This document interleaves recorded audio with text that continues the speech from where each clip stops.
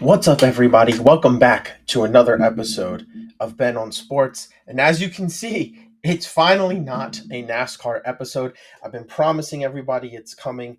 And well, here you go. We have a non NASCAR episode on your way today, looking at just a general overview of the MLB season at the All Star break.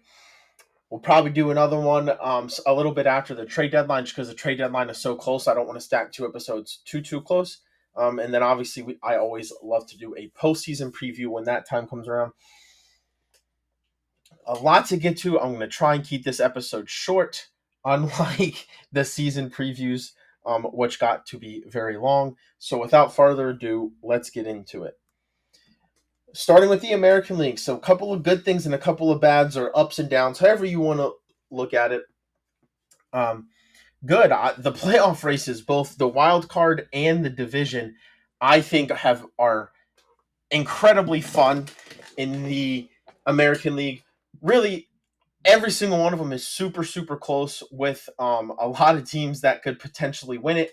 Particularly in the wild card, the only thing that isn't close is the American League Central, which it always feels like that division maybe is not as good as the other ones to begin with. A lot of competitive teams, which is why there is so much competitiveness in the American League. It feels wide open. There's just so many young and fun, so many ascending teams and players, right? I think the American League maybe isn't as good as the National League, but I think it's a lot more fun. It's a lot more wide open, and that is why all but two of the teams you can make an argument have somewhat of a chance at getting a wild card berth. If they don't win their division, that is. And then obviously the other thing I have on the good side, Cal Riley. It's so much fun to see a catcher setting records. It's always good when a player's having a record setting year. And Cal Riley is absolutely in a position where he can continue to do so throughout the season. That's always fun. And you rarely see a catcher be this good offensively. Well, Cal Riley isn't just the best offensive catcher. He's one of the best offensive players in the league. And again, it's from a position you rarely see that type of thing happen. So Cal Riley is definitely in the good list for the American League. Let's look at the bad side now. What are some bad things? I do think while it is wide open, the American League is missing some of the high-end teams, some of the dominant teams. I think the National League has those really good, high-quality teams. I don't know if the American League has any, but somebody's got to go to the World Series. Bad. The Orioles organization. Obviously, they were looked at to be as a top 5-6 team coming into the year through most publications, and they have just sucked. Injuries are not an excuse. You look at a team like the Dodgers, a team like the Mets, they still have found a way to be over 10 games over 500 by this point. Injuries are not an excuse in baseball. Everybody goes through them. Even if you have more than most of the league, it's not an excuse. That organization took so long to rebuild, and now they are down in the dumps without extending any long-term players, not with a good record. It felt like 2 years ago they were going to be, they were the talks of the town. Everybody's like, what are they up to? And now they are all the way at the bottom, third worst record in the American League. But because the American League is also so wide open, I don't know if we're going to see as many players moved, right? If more teams feel like they have a shot, more teams are like, well, why do we want to give up players if we have a shot at the playoffs? In reality, should some of these teams in the wild card race just give up because of how many teams there are? Yes. Will it happen? Who knows? But I think the only two teams that know for a fact they're not going anywhere are the White Sox and the Athletics.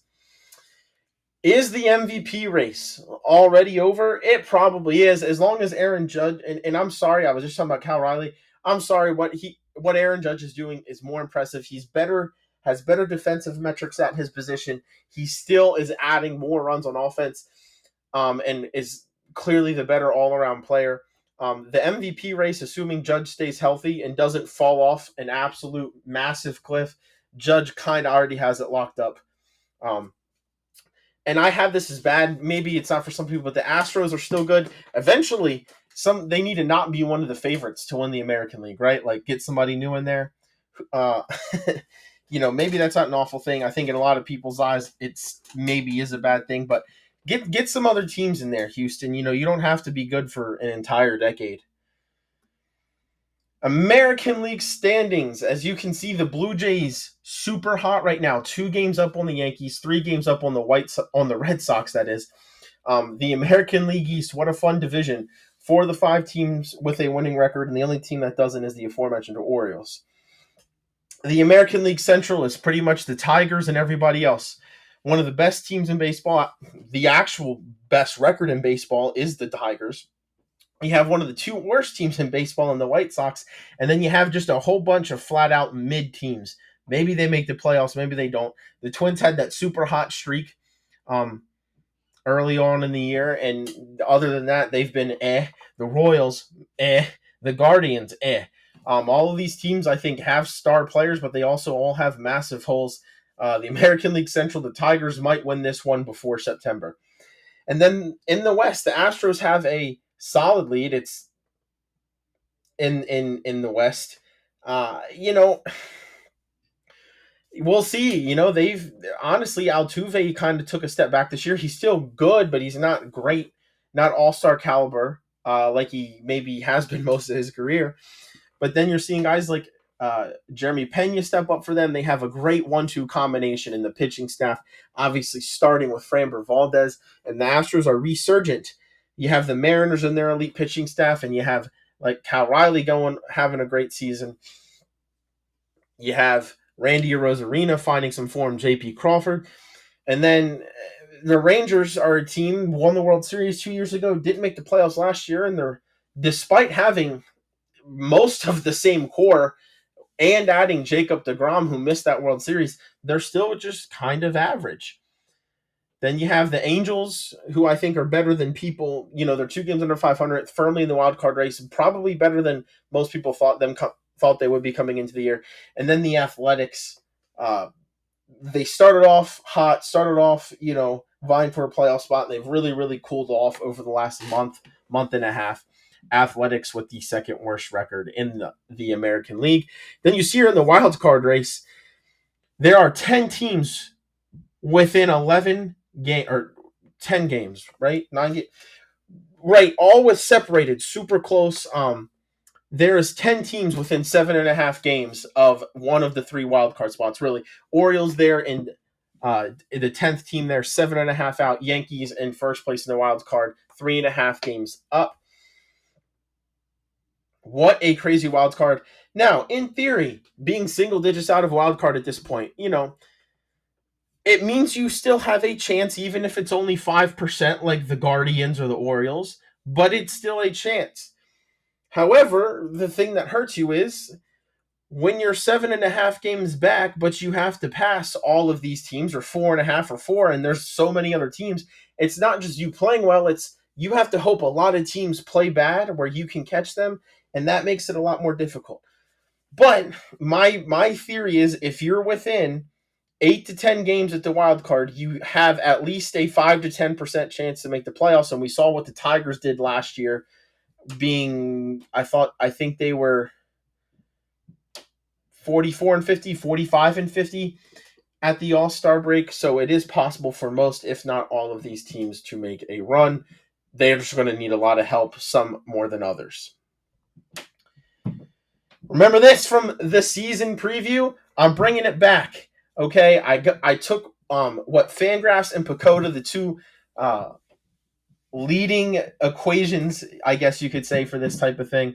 I took them and added what I think the teams are going to finish at. So this is where me and these 2 projection sites have the teams finishing at the end of the season. It's not beginning of the season. It's using the data they have now. And then I averaged them all together for a final record. Although the Blue Jays are in front of the Yankees right now, I do think, the average, and largely it's my part of the average, I think the Yankees are still a 90-win team, assuming Aaron Judge stays Aaron Judge. I have the Yankees winning the American League East. The Blue Jays right behind them at 89 wins. The Red Sox, I thought they would be, around 500, and I guess this is, but I think they're playing better than I thought. I think they have a lot of players playing maybe above expectation, and they still have some high top prospects coming. Garrett Crochet, one of the best pitchers. The Red Sox are a team not to be messed with. I think that they're going to get better, and I think they're going to get healthier. And this is a season where they traded Rafael Devers and are still in the hunt. Who would have thought? The Tampa Bay Rays are playing a lot better. I thought they were going to be a 70-ish win team and keep rebuilding and trying to, just do typical Tampa Bay Rays things. They have found a way to be right in the thick of the wild card hunt. I have them hanging out around there the entire season. Um, will they make it or not? I don't know, but they're definitely getting some career years, definitely getting some help from some new faces or some old faces, maybe playing better than they historically have. And then I have the Orioles still finishing last. I think that they have a winning record down the stretch, but not nearly enough what they need to get all the way back into the playoffs. I think maybe they flirt with 500 and have a chance. And for a team that was 18 games under 500 at one point, that's good, but it is still going to be a disappointing season in Baltimore, arguably the team that will be the biggest disappointment by the end of the season. American League Central. We don't even need to talk about the White Sox. They're going to have the second worst record. I don't think they're going to catch anybody in the MLB in front of them, and I don't think the Rockies are going to catch them. So we're just not going to talk about the White Sox.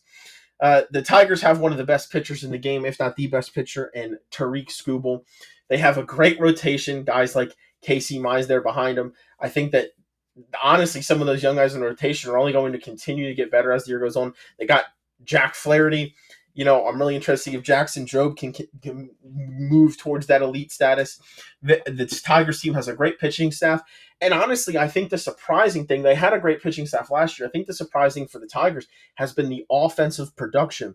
They had a lot of guys that I would call slightly above average good, right? But not great players. They have a lot of guys that are playing, having the best seasons of their career at the same time, at least in my opinion, guys like Riley Green, guys like Spencer Torkelson, etc., etc. This Tigers team, I mean, even if they don't need to score a lot of runs most nights with how dominant that pitching staff is. The Tigers definitely should be adding on at the trade deadline, and they could be a team that is a top 3 or 4 in World Series odds. And then obviously, I think that they kind of coast to this division title down the stretch. I think the Twins, Guardians, and Royals, maybe one of them makes the wild card. I don't know if all 3 of them do. All of them obviously still have games left against the White Sox, which is going to help anybody's record. But the Twins, Guardians, and Royals, I mean, the Twins, Byron Buxton having a great year. Guardians, you always have Jose Ramirez and Steven Kwan, right? The Royals, Bobby Witt Jr., Salvador Perez. All of them are getting contributions from guys, or from some of the guys that you expect to get contributions from. All of them have a decent pitching staff, particularly the Twins and the Royals. I would say have some of the better rotations in the MLB, but I just think all 3 of those teams are kind of similar, or they're all just mid. Does that make sense? They're maybe good enough to make the playoffs and put up a competitive series. But I don't know if they can do much more than that. Maybe the strength of a pitching staff can win you a series. But the Twins, Guardians, and Royals, they're not actual contenders, but they're not like bad either. They're just kind of in that middle zone. Hence why mid, I think, is how I'm going to rate the middle 3 teams of this division. And then finally, the American League West. Astros, I think as they get healthy, somebody like Yordan Alvarez, they're also one of their best players, gets healthy. And despite trading away Kyle Tucker in the offseason, they're still right there. I mean, they're in contention for a number 1 seed, in contention for a bye in the first round. Houston, I didn't expect it. Maybe I expected them to flirt with a wild card, but I didn't think they'd be this good.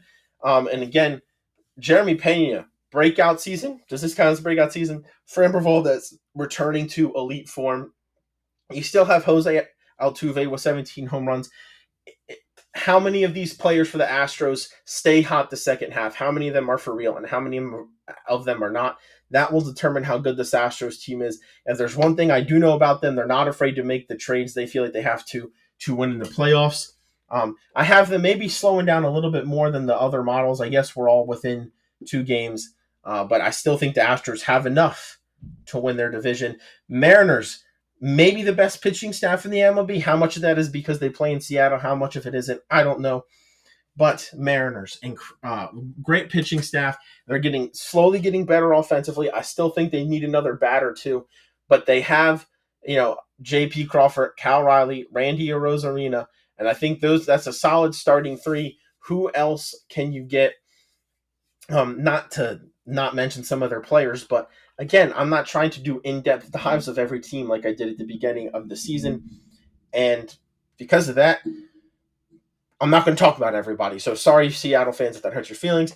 Again, the Rangers, I think they can pick it up a little bit down the end. Maybe they can make a run for a wild card. I think that out of those 10 teams, I would maybe give them like the fifth best odds. But I think the Rangers, they have a good pitching staff. I just think their offense needs to figure it out on a consistent basis. And that's kind of the solution for them. Maybe they can make a trade, but they need to stay healthy and they need to start playing offense. And I think the Rangers have the ability to do that. I still really want to like them. They were one of my playoff picks coming into the season. I thought this Rangers team was going to be good. I still think they can be. If they get hot, like they did when they won the World Series, look out. Angels and Athletics, I think Athletics kind of stay on the trajectory they're at. I think the Angels will slow down. As you can see, I have them slowing down much more than Fangraphs and Pacoda does. I don't know what it is. I just still don't buy that team and the way it's built. I think they have some journeyman players that are playing better. I will give credit to guys like Nolan Shanuel and Zach Neto. Zach Neto quietly having a really good season. Joe Adell, I think, is finally turning into a good player, and Mike Trout has been healthy more this season than he hasn't been healthy. But I still don't buy this Angels team. They're going to continue to fall farther away from the wild card. And I think, honestly, a good season for them is anything between 70 and 75 wins. Now, here are my American League award races, the way that I see it turning out. MVP, I have Aaron Judge. I already said that, followed by Cal Riley, and honorable mention, Bobby Witt. I think those are far and away the three best players in the American League this year. I don't think you're going to see much argument. Cy Young, I think right now it's Tariq Skubals to lose. I think Garrett Crochet is having a phenomenal season up in Boston. And I think Fried is having a phenomenal season in New York. I just think Tariq Skubal is that much better. Three lefties have, I'm not going to sit here and claim I'm the biggest baseball history nerd, especially going back, but three lefties. Wouldn't it be crazy if three lefties finished atop the Cy Young? Another lefty, Framber Valdez, is having a really good season and could make it. You could see a lot of lefties at the top of the Cy Young ballot, and I don't know how frequently that's happened or if that's ever happened. But it definitely seems like in the American League, you need to be left-handed to be in the Cy Young race with those four guys. But again, I think Tariq Skubal. I know it's a lot of these awards are chalk, but they're chalk for a reason. Rookie of the Year. I think the Astros, in my opinion, have the two best rookies. You have Jacob Wilson, an elite bat to ball guy, going to get on base, going to make contact, have a high average. And then you have Nick Kurtz, who might lead all rookies in the MLB in home runs this year, absolutely crushing the ball. And he didn't even start the season in the majors. The A's, I think, have a very bright future. Just, maybe didn't have it this year. And I think that they could be a spoiler as some of these young guys continue to get playing time. And then for the Red Sox, Carlos Navarez having a solid season. I think right now, and I'm not in both the American League, and I'll talk about it with the National League when we get there. I don't think there's as many great rookie seasons right now as there has been in some of the recent years. So I think it makes this award kind of wide open, and anybody with a good second half can take it. But right now, I'm picking Jacob Wilson. A lot of these guys are having solid seasons. Boston wouldn't be where they would be without him. Oakland wouldn't be where they would be without him. But right now, this is the way I see it playing out. But again, there's some guys that are right off this list that I also think could take it with a hot second half. Much like the playoffs, the Rookie of the Year race in the American League is wide open. Manager of the Year, A.J. Hinch with the Tigers. I'm honestly shocked that going back a couple years after A.J. Hinch got fired for the whole Houston Astros scandal, that nobody picked him up. I think he was kind of unfairly used as a scapegoat for some ways in that, and I think he was still an incredible manager. And I think a lot of teams missed the opportunity to get one of the best managers in baseball, and now he's with the Tigers, who have the best record in all of baseball and have a very expedited rebuild. A large part of that, I think, is AJ Hinch. And then Ron Washington. Yes, I don't think the Angels are that good and they have a losing record, but I truthfully just didn't see the Angels getting 70 wins, and I think it's very likely now. And I think Ron Washington is a large part of why this team is outperforming expectations. Give it up for the old man, at least in my opinion. So there you go, Ron Washington. Just AJ Hinch obviously has been part of the much better team. So, and I think you should maybe make the playoffs to be manager of the year. And then here you go. You can see my Gold Glover and Silver Slugger for each position, and then for pitcher DH. DH doesn't field, so they don't have a Gold Glove. Pitchers don't bat anymore, so I put them together. At the catcher position in the American League for the Gold Glove, I have Alejandro Kirk. I just again, a lot of these are kind of chalk. I think these are kind of easy this year in a lot of these positions, and I think Alejandro Kirk is far and away the best defensive catcher in the American League. Carlos Santana, why not win back-to-back? There's nobody that stands out at first base. Santana won it last year. He's having a good defensive season this year. There's not a whole lot of competitors, in my opinion. Let's Carlos Santana back-to-back. Andres Gimenez for the Blue Jays. Blue Jays having a great season, in first place right now, right? Gimenez, first year up there, he's always been great with the glove. It feels like he's almost a pencil-in, a shoe-in every single year until farther notice. Andres Gimenez. Alex Bregman won his first Gold Glove last year since Matt Chapman left for the Giants. Alex Bregman is hurt. I still think Alex Bregman will play enough games where he will be the best defensive third baseman in the American League. I don't think there's a whole lot of... There's nobody that is standing out above the rest, in my opinion, to pass Alex Bregman unless he continues to miss a lot of games. I just think, really because of lack of competition, Alex Bregman is going to hold on to this. And Bobby Witt, is there any competition in the American League? He's just so good defensively at that position. Bobby Witt, probably the best all-around shortstop in the game. It's not even a question to me that he is the Gold Glover this year at shortstop. Stephen Kwan, another guy that might be you might want to pencil him in until farther notice on this list. For the Guardians, Denzel Clark, that's another fun one. Didn't start this year at the majors, and he's already tops of the charts in a lot of outfield defensive metrics in the American League, and he didn't even start playing until May. That shows you how good he is. Has some multiple absolute web gems this season. You can say you maybe he needs to play more games or you can't start in the minors. I don't care.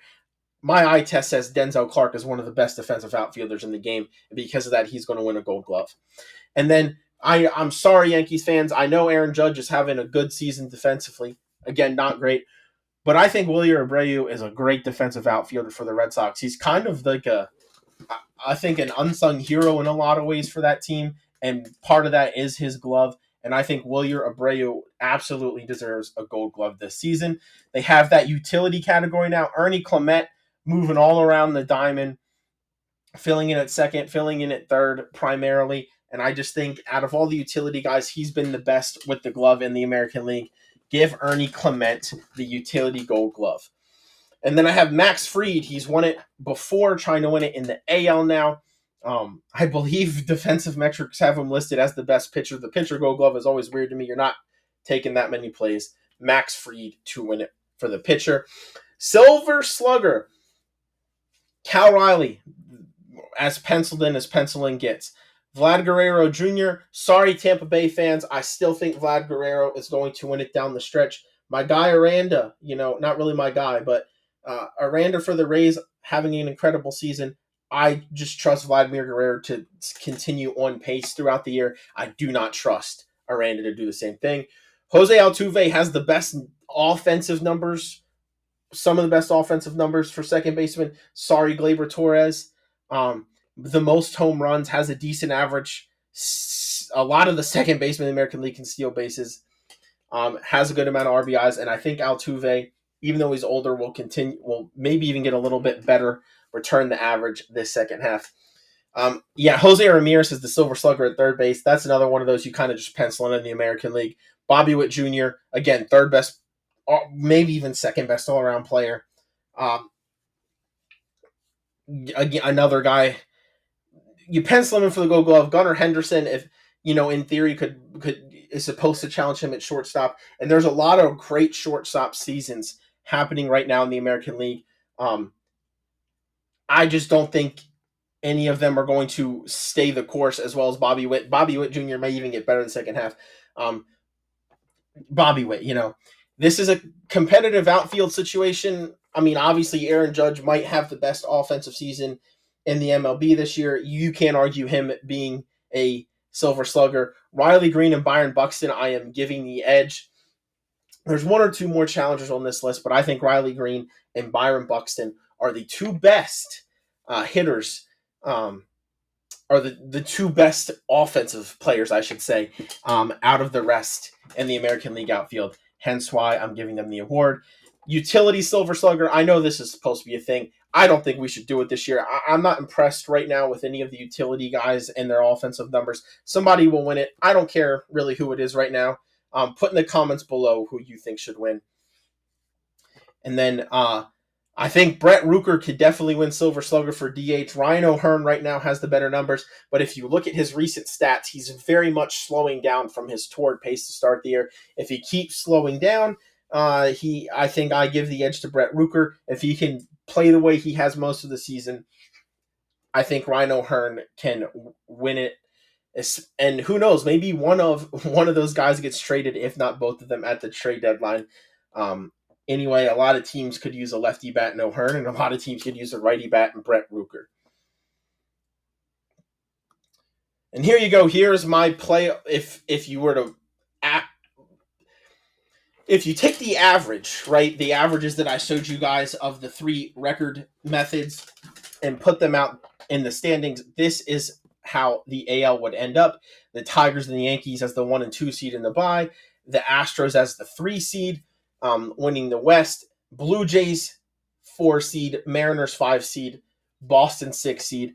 And this is how I'd see it play out. No ifs, ands, or buts. I'll talk more in depth about this after the trade deadline, how I see it. I just like to include this because I think it's fun. I think the Tigers are probably the best all-around team in the AL, and I almost picked them. I love experience in the playoffs, and I would actually love the bottom half of this bracket because you would have the Yankees, the Red Sox, and Astros. I don't think any of those three teams really like each other. So either way, it's gonna be absolute scenes. It's gonna be really fun, or it would be in this theoretical situation. But I think the Astros, man, even if Pena drops a little bit, I think getting Yordan Alvarez back healthy will be a big step for them. I think that pitching staff has a good enough 1-2 combination to keep them in games. And I think the Astros just find a way. I feel like that's kind of how that franchise works right now. And I think that they could find a way through the playoffs. And I think, while I think the Tigers are really good, and I don't want to make the same mistake I did with the Thunder in the NBA, I don't know if it's their time yet. I think they can make a run. I don't think it's going to be too deep. I don't see them running to the World Series, but I think one more year and the Tigers will be right there. And because of that, I think the Astros find a way to sneak through the playoffs. I see a lot of 6 and 7 game series here. Again, I'm not going to get too into the playoffs yet because there is still so many games left. On to the National League, and the National League good and bad. Good. I think the National League is the better league. I think that their playoffs are going to be much more difficult, so maybe it's bad in that sense. But I think the National League is better. I think they're more established. I think they have more established veteran players and more established veteran teams. Teams like, obviously, the Dodgers, the Phillies, the Padres, the Mets, the Cubs. Like this, I think the National League is so good that they their top 4 or 5 teams are probably top 6 or 7 teams in the MLB. I think the National League has the bulk of the World Series contenders. So maybe in some ways that's bad, but I think it's good for the National League that they have that many good players. Injuries are never good. I never want anybody to get hurt. Okay. That's not what I'm saying by saying the Dodgers have lots of injuries, and that's good. It's good for the rest of the league. because it means maybe somebody can wrestle away home field. Nobody is right now. But it also means, while the Dodgers have the depth, they're having to use it, right? They don't have all of their star players, and I think that's keeping it close. I think the top and the bottom have more separation, and part of that's just having more bona fide teams. But that means that you don't have as many teams competing. It means more people are likely to sell and kind of get out of the way. And it just kind of, I don't want to say easier wins, but it really is, right? If you have a bit, the top and the bottom are further separated, it means the top is going to win more games against the bottom. And I think that's the case in the National League, and it's not necessarily the case in the American League. And then bad. While it's good to have more good teams, it's bad because it means it's harder to make the World Series and it's more competitive at the top. Also bad, just like I singled out a team in the American League, the Braves. And maybe it's not as fair to say the organization, because I think as an organization, like the front office and the culture of the Braves is good. I don't think that stuff is as good or maybe even good at all with the Orioles. But the Braves are underperforming. If the Orioles are the most disappointing team in the MLB, the Braves are the second. I know they've also had injuries, but I still think you have to find a way to be competitive among, even with injuries in the MLB. But yeah, Braves, disappointment this year. They certainly seem to have the players. They had Ronald Acuna come back, and maybe that'll keep helping them win games. But so far, they've been very disappointing. Again, and back to the competitiveness thing, wild card berth a lot harder to get when the teams are more competitive and they're going to have more wins, right? And is the MVP race already over? I hate to do it this early because there is a lot, and I mean a lot, of deserving players in the National League. But Shohei Ohtani is just that guy, even though he DHs. You got to think if he's like pitching regularly length, like 5, 6, 7 innings by August, September, he can even add to that total if he's pitching to the level he's capable of. We might see it's shaping up to be another Aaron Judge, Shohei Ohtani kind of year, in my opinion. Just like with the American League, here is the National League standings. In the East, the Phillies and the Mets are engaged in tight battle, separated by a half a game. And then the rest of those teams kind of out of the playoff pictures. It's the Mets and the Phillies at the top, and then everybody else is double digits back. The Marlins and Nationals have some exciting young players who, neither of those teams are supposed to compete this year. I would say the Marlins are actually playing better than expected, but both the Marlins and the Nationals have some exciting young players to be happy about while they're rebuilding. And the Braves, you have Ronald Acuna back, right? At least you can watch that. In this Central, you have the Cubs, one of the best teams in the MLB. Definitely the best outfield, one of the best outfields I've seen in my lifetime. If you don't know what I'm talking about, go look at P. Crow Armstrong and Kyle Tucker, and even if Seiya Suzuki is DHing, he came into the league as an outfielder. Just go look at what the Cubs going on out there. Okay, more on that later. Central, you have also the Brewers playing incredible, and they have a good pitching staff, led by a rookie who just came up. Who I'm not going to get into the all-star teams and who got snubbed and everything, but I do think the Brewers got an extra all-star player that they shouldn't have, because you shouldn't get into the all-star when you've barely pitched, especially over some of the guys the Phillies got. I digress. That's the only thing I want to say about it. But the Cubs and Brewers are only separated by one game in the tight battle in the Central. Cardinals and Reds have wild card hopes. They both have winning records, just not quite as good as the Cubs or the Brewers. And then the Pirates, maybe they had wild card hopes coming into the year, but again, this has been a running theme for them. They cannot score runs. They have one of the 2 or 3 best pitchers in the game in Paul Skeens. They have a great pitching staff in general, and they're 39-58 because they can't score. Paul Skeens on the wrong end of a lot of bad luck losses. If you're the Pirates, sell what you can, what anybody is interested in, and continue to build for the future before you probably lose Paul Skeens, because the Pirates have not shown the desire to pay their guys in the past. And in the West, you have the best record in the MLB with the Los Angeles Dodgers. We all know what they're capable of. They got a loaded team at pretty much every position. You have the Padres, a solid record. Giants right behind them. I don't know if any of them can run down the Dodgers without something crazy happening, but the Padres and Giants are separated by a half a game, and right now they are deciding the last wild card spot. So that could be a fun race to watch as the season goes on between those two teams.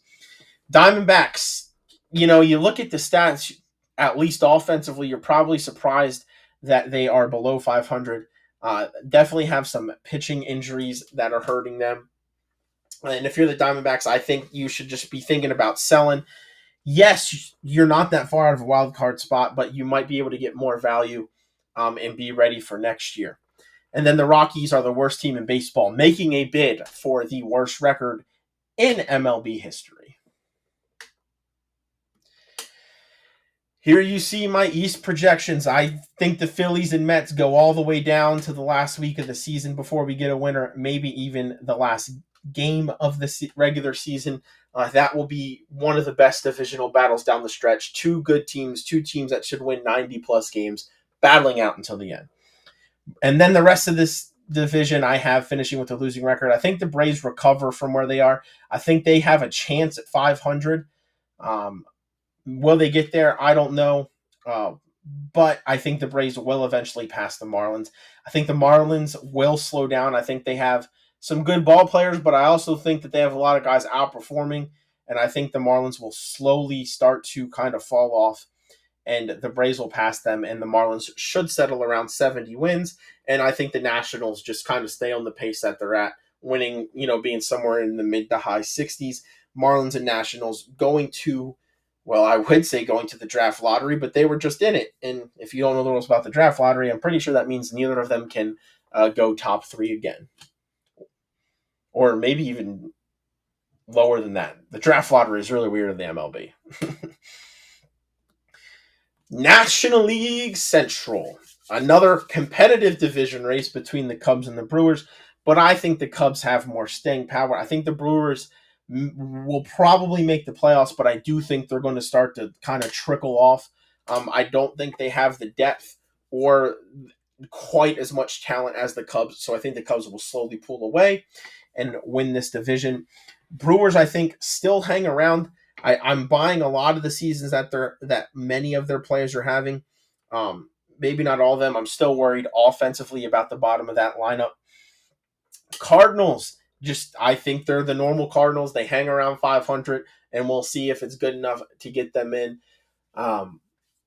Very, very interesting team offensively. I'll leave it at that. Cincinnati Reds, another team in the National League Central that cannot score to save their lives, but have a good pitching staff. I guess I shouldn't say that. The Reds did absolutely wax the Orioles earlier this year, put up 20-something runs. It's not easy to put up 20-something runs, but the Reds largely have trouble scoring. They have a pretty good pitching staff, which is why they have a chance at the playoffs right now. I look at their offense and I say outside of Ellie De La Cruz, I do not trust anybody else. And because of that, I think they will kind of trickle out of the wild card race as the season goes on. And then the Pirates kind of in that we're not good enough to make a run at the playoffs or 500, but we're not super, super bad. So we're going to be in that 60 to 70 win range. And that's probably where the Pirates end up. National League West. To this point, there's been no team that has hit 100 wins. I think the Dodgers, if anybody's going to do it, it's going to be the Dodgers. I think that they continue to get healthier. And as you can see, the only team any of the projections give 100 wins to is the Dodgers. All of us have the Dodgers finishing with all the projections. Me and both projections have the Dodgers finishing with the best record in the MLB for a reason. You got to think they're the favorites. Thinking they're going to go back to back. We all know who the Dodgers are. They have 9 great players. It's not easy to work your way through their lineup, and they have an incredible pitching staff. And they have a great bullpen, and they'll probably trade some people so they can make their team even better at the trade deadline. And that's just how the Dodgers operate. Padres, Tatis having a great year. Machado, also having a really good year. It's been those two guys for a while for the Padres. Not to discredit some of the other guys. They have a good pitching staff with Cease and King. But for the Padres, it's going to be who else, who can help them offensively. I think the Padres are good enough to make a run at the playoffs. Let's see if they do. Later on, when I get to my playoff bracket for the National League, the Giants. I have them pretty much going stride and stride with the Padres. Giants with a solid pitching staff. They made that big trade for Rafael Devers. It should be more fun than it currently is to watch him hit in San Francisco. But Devers looks like he's still trying to find his footing or still trying to become the Rafael Devers we're used to seeing. And if that happens for the Giants, I think that will obviously make them a better team. I'm still worried about the Giants' consistency on offense, but when they have it, they're a good team. The Diamondbacks, I think, could easily finish above 500 if they don't get rid of anybody, but I see the Diamondbacks selling. I think it's a very opportune time for them to sell, especially if a lot of teams around the league don't sell, and I wouldn't be shocked to see the Diamondbacks do it. Obviously, somebody like Eugenio Suarez and the season he's having would be at the top of a lot of teams' list. And then the Rockies, not even worth mentioning because they maybe have the worst record in MLB history this season. Maybe they don't. But that is, we talk about record watch with Cal Riley and a couple other players and teams. The Rockies are on record watch for worst team in the MLB and in MLB history. So let's get into National League award races. Sorry for that typo, but this is the National League award races. MVP Shohei Ohtani back-to-back in the National League. Fernando Tatis and Pete Crow Armstrong. Now, if the season were to end right now, I think Pete Crow Armstrong, otherwise known as PCA, would be second, right behind Ohtani. I would even say because of his defensive value, he has an argument to be first. I think Tatis runs down and passes PCA for second in the National League award. PCA is having an incredible season. I just think whether he slows down or Tatis just heats up, I think Tatis eventually gets by him. Cy Young. Right now, I think Paul Skeens has a little bit of a gap between him and the field.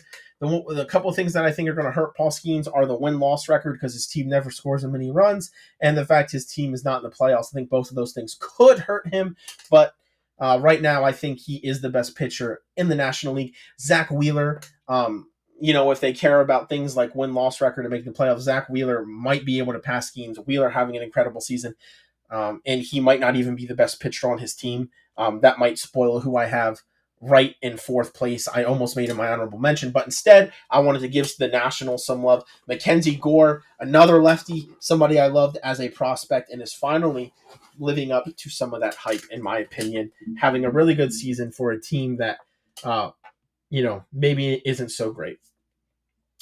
Rookie of the Year in the National League is crazy. There's nobody that's really, again, kind of like the American League, nobody that's really wrestled it away and ran off with it. And because of that, there's probably legitimately 6 or 7 people that, if they get hot the rest of the way, could win it. Right now, I have it in favor of the Brewers with Caleb Durbin. But Drake Baldwin's having a really good year with the Braves at catcher. And I think people always get a boost to catchers because it's the hardest position in baseball. If you don't agree with that, you are free to continue to be wrong. And this might be a hot take, but Ha-Seong Kim for the Dodgers right now is my honorable mention. I know he doesn't have as many games played, but I think if he plays out the rest of the year starting, I think talent-wise he can run some of these guys down. I think per plate appearance, if you take into account for games played and plate appearances, he might be the most impressive rookie in the National League. And I think, again, he's one of the guys capable of getting hot, and even though he doesn't have the same at-bats, eventually winning this award.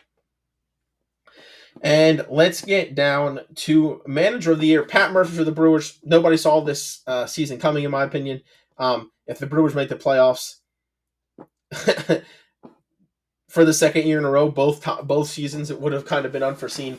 He deserves the trophy. And Bob Melvin of the Giants, if they make it, again, it's kind of very similar to the Brewers. I think he deserves it. I think that's where the competition is between the Giants and Brewers, Pat Murphy and Bob Melvin. On to the Gold Glove Awards. Catcher Patrick Bailey, not even a question. I think Patrick Bailey for San Francisco could be about to go on a very long run of consecutive Gold Glove streaks, kind of like a former National League catcher by the name of Yadier Molina. Matt Olson, I don't think has too much competition right now in first base. Incredible defensive first baseman. One of the bright sides for the Braves right now. Second base, I think I give a slight edge to Nico Horner. He won it 2 years ago, lost it last year to the person I'm giving him a slight edge over in Bryce Terang. I think really it's those two and everybody else at second base, Gold Glove in the National League.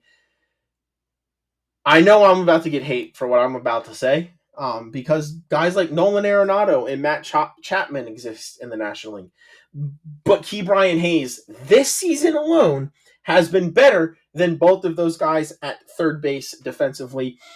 I don't just believe it. I haven't just witnessed it, as I have watched every team in the MLB multiple times this season.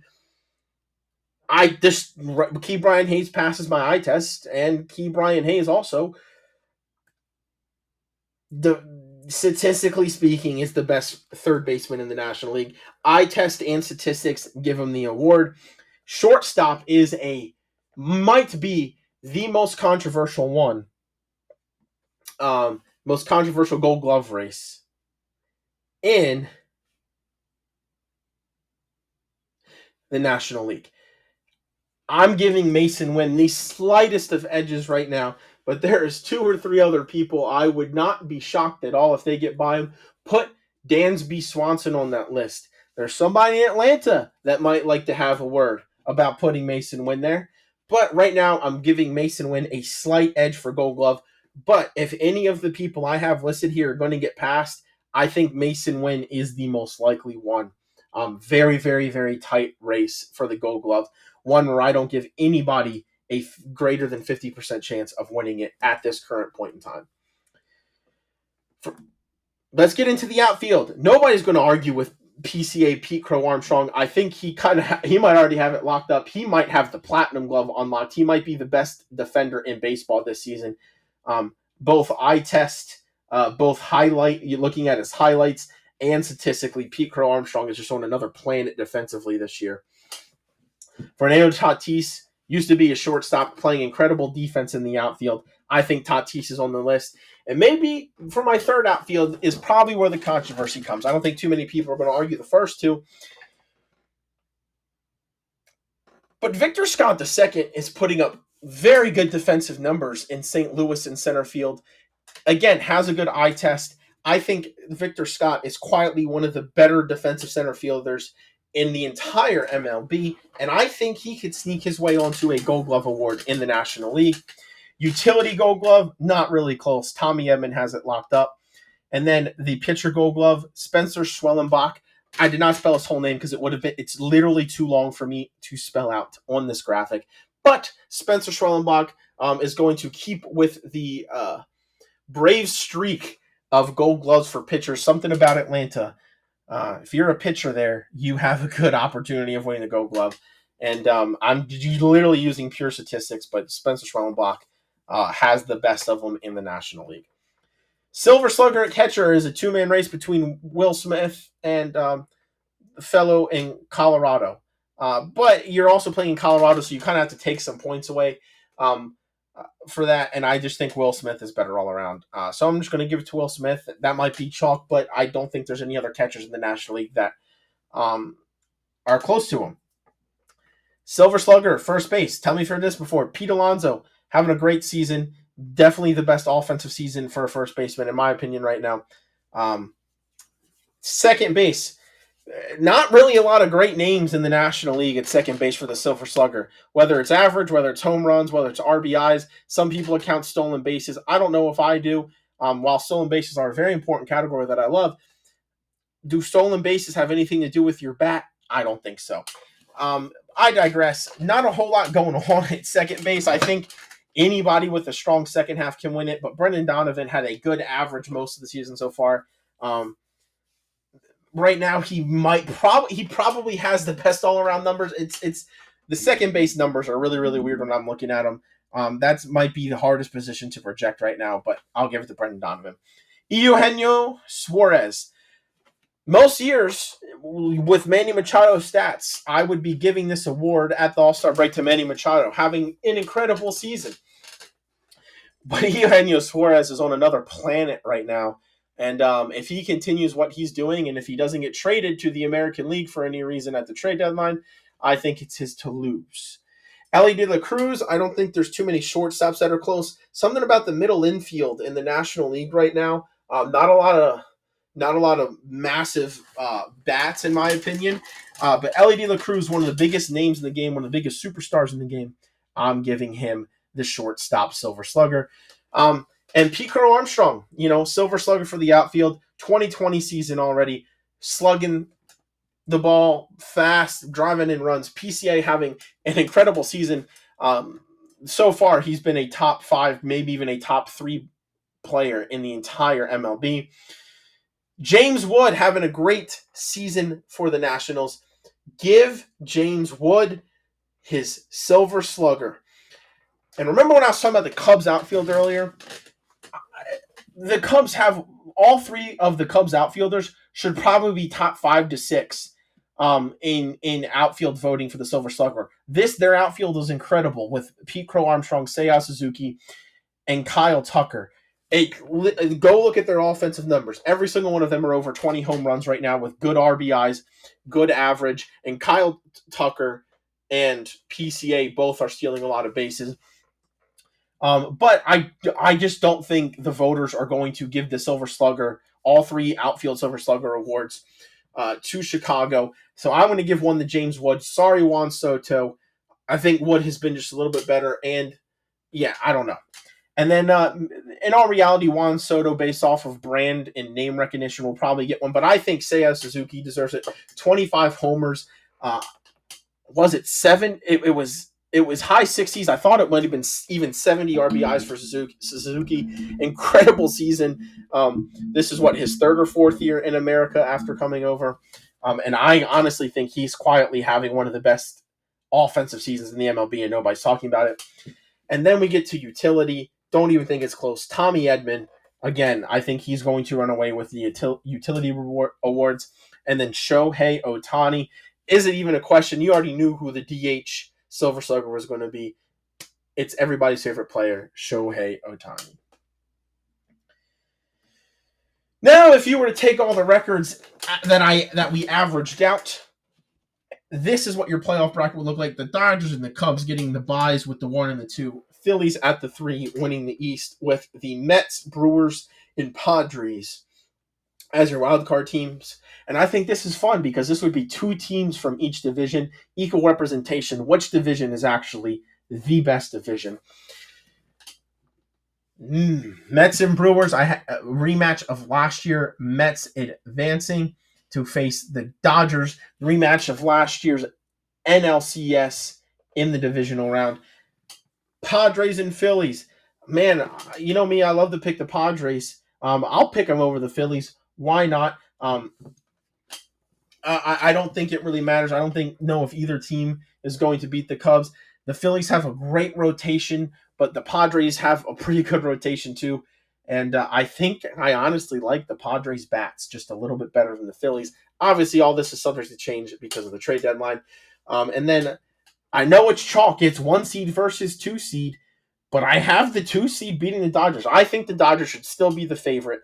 I just think in a 7-game series, the Cubs will find a way for. I don't know.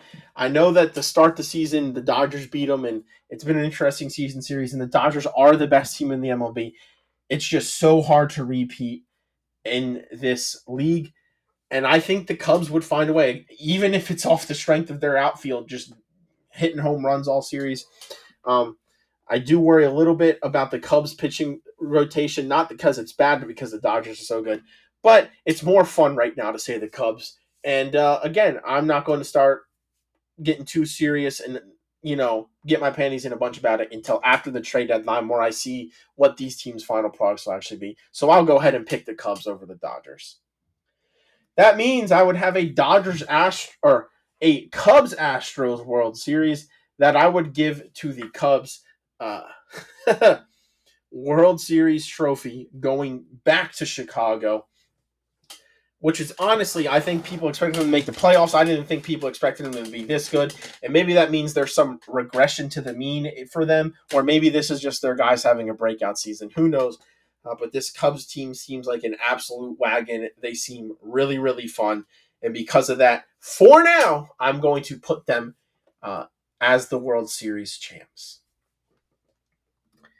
Thank you, everybody, for tuning in to the MLB All-Star Break edition of the MLB episodes. I know it's been a lot of NASCAR recently. I'm working on some things behind the scenes here. We're still going to be doing NASCAR, so look out for the NASCAR weekly preview episode coming out later this week. Everybody, please like, comment, and subscribe. It helps me so much as a creator. Comment down your World Series favorites. Comment down what you think I got right, what I got wrong, or even put down your predictions for the awards. Come follow me on X. It's a good time. Don't be afraid to send me some questions on there either. Thank you for taking time out of your days, your weeks, and your lives for listening. Everybody, go find a couch, watch some baseball. Everybody should be nice and rested. Not a whole lot else going on this weekend.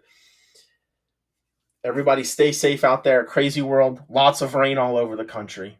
Peace out.